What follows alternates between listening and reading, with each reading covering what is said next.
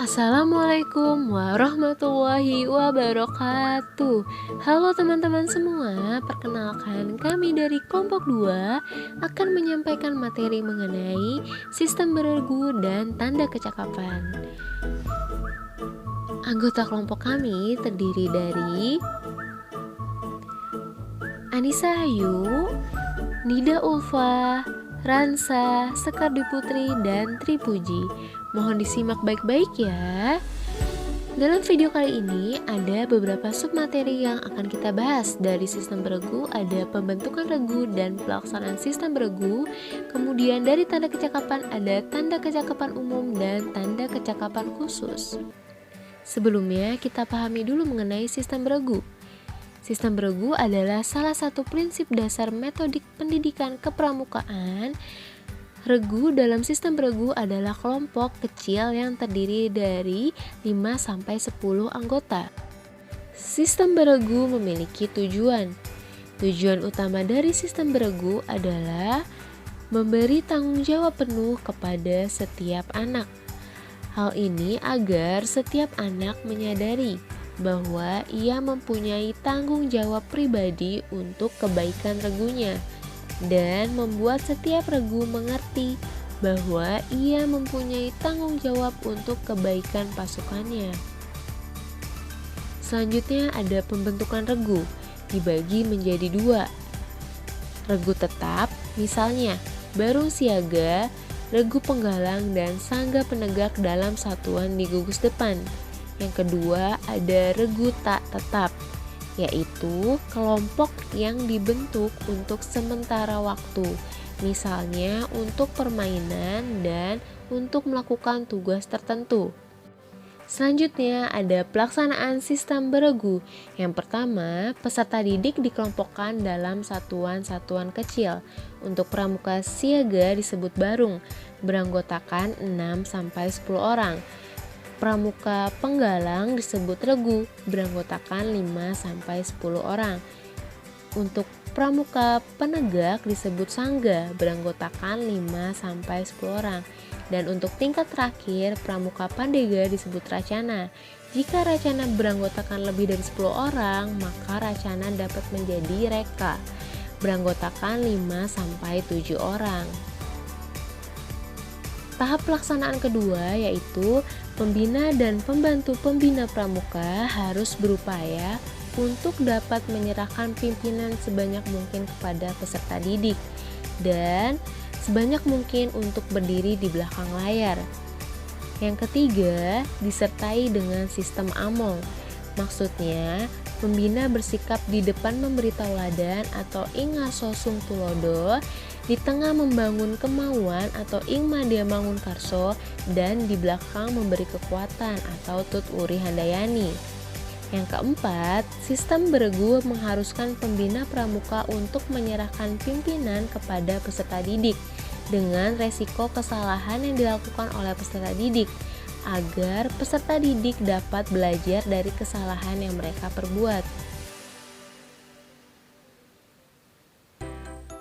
Sekarang kita memasuki pada pembahasan materi yang kedua, yaitu tanda kecakapan yang dibagi menjadi umum dan khusus. Sebelum mempelajari lebih lanjut, kita akan mengetahui arti dari tanda kecakapan itu sendiri. Dalam gerakan pramuka, tanda kecakapan adalah tanda-tanda yang dikenakan pada pakaian pramuka yang menunjukkan kecakapan, keterampilan, ketangkasan, kemampuan, sikap dan usaha seorang pramuka dalam bidang tertentu sesuai dengan golongan usianya.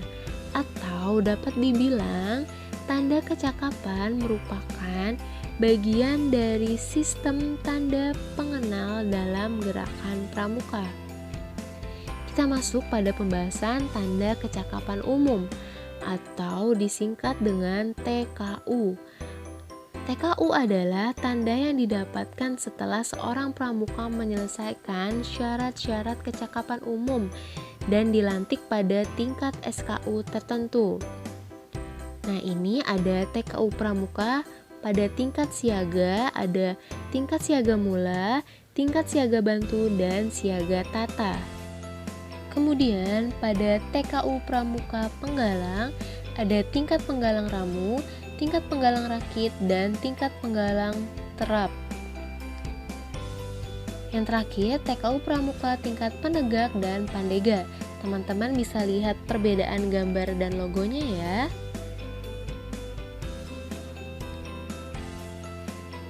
Yang kedua, pembahasan mengenai tanda kecakapan khusus.